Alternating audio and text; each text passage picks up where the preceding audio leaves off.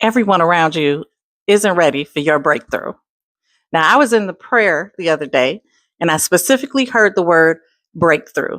And I originally didn't want to talk about this because it seems so cliche, but then God started showing me my births. Now, I have 6 children, so I'm kind of very familiar with how water breaks and the different things, that go along with that. And so in the movies, you always see the burst of water come and then the baby just comes. And it usually doesn't happen like that. And so each one of my births was different.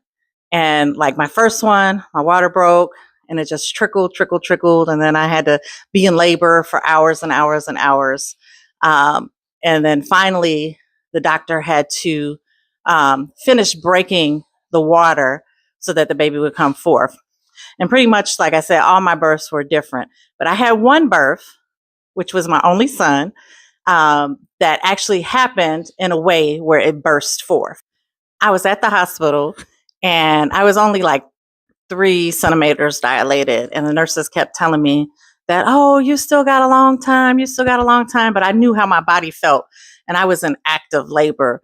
And I'm like, it's going to come quickly. It's going to come quickly. So they wouldn't give me the epidural yet because they were waiting to try to contact my doctor and all the things. They couldn't get a hold of them.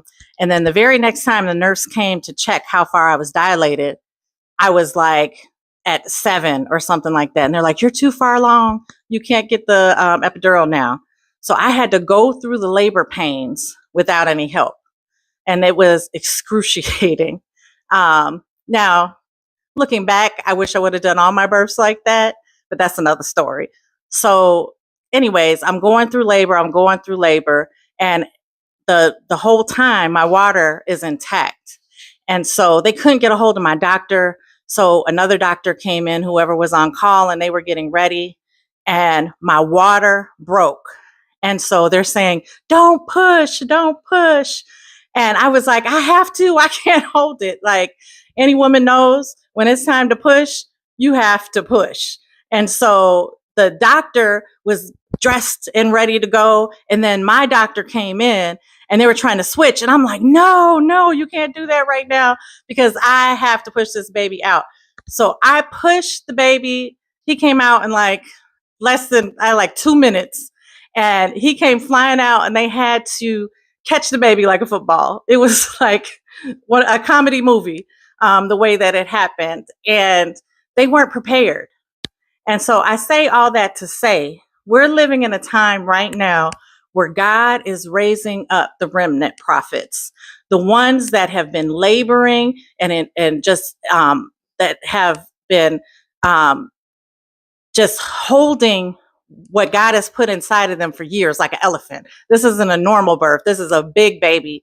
And the waters are about to break and the people around you are not prepared. But God is on the other side of those waters and he has already blazed the trail and ready for you to do everything that he's called you to do. So the breaking of the waters is in, I think it's 2 Samuel 5. And David asked God if he could go to the battle. And the Lord told him to go.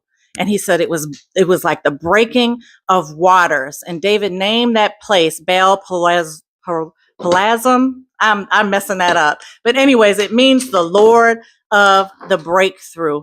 And so right now is a time for breakthrough.